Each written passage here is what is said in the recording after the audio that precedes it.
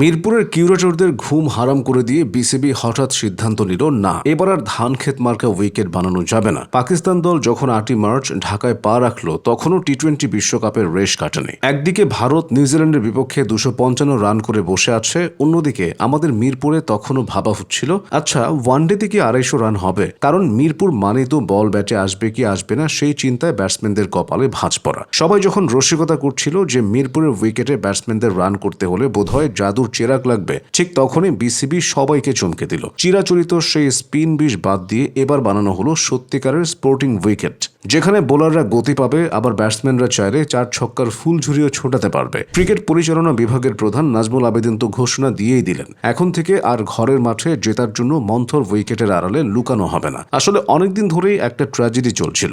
ঘরের মাঠে স্পিনারদের দিয়ে কুপঘাত করে আমরা সিরিজ জিততাম ঠিকই, কিন্তু আইসিসি ইভেন্টে গেলেই আমাদের ব্যাটসম্যানরা অবস্থা হতো পানি বিনা মাছের মতো। বিদেশের বাউন্সি আর ফ্ল্যাট উইকেটে গিয়ে দেখা যেত আমাদের ব্যাটসম্যানরা বলের গতি দেখে অবাক হয়ে তাকিয়ে আছেন। এই লজ্জা ঢাকতেই এবার কোমর বেঁধে নেমেছে বিসিবি। পাকিস্তান সিরিজে দেখা গেল এক অদ্ভুত দৃশ্য, যে মিরপুরে পেসাররা আগে শুধু ঘাম ঝরাতেই আসতো, সেখানে এবার 30টি উইকেটের 19টি নিলেন পেসাররা। ভাবা যায়, এমনকি ওপেনার তানজিদ হাসান তো এমন মারকুটে মেজাজে সেঞ্চুরি করলেন যে মনে হচ্ছিল তিনি মিরপুরে নয়, কোনো হাইওয়েতে ব্যাটিং করছেন। ওদিকে পাকিস্তানের সালমান আগাও পিছিয়ে থাকলেন না। স্পোর্টিং উইকেটের কল্যাণে ব্যাটসম্যান আর পেসারদের মধ্যে এক দারুণ লড়াই জমল।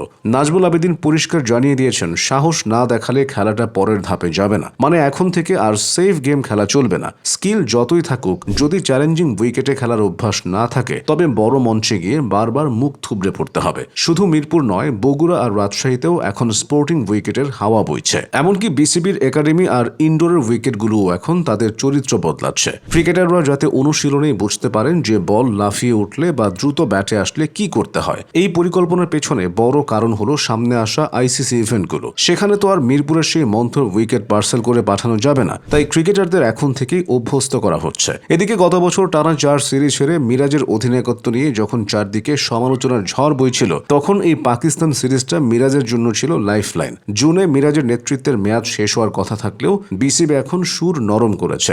নাজমুল আবেদিন মিরাজের পারফরম্যান্স আর সক্ষমতায় বেশ খুশি। মিরাজ যদি এই ধারা বজায় রাখতে পারেন, তবে 2027 বিশ্বকাপ পর্যন্ত তার সিংহাসন যে নড়বড়ে হচ্ছে না, সেটা মোটামুটি নিশ্চিত। মুদ্রা কথা হলো, মিরপুর এখন আর শুধু স্পিনারদের স্বর্গরাজ্য নেই। এখানে এখন পেসারদের হুঙ্কার আর ব্যাটসম্যানদের ব্যাটের ধার দুটোই সমান তালে চলবে।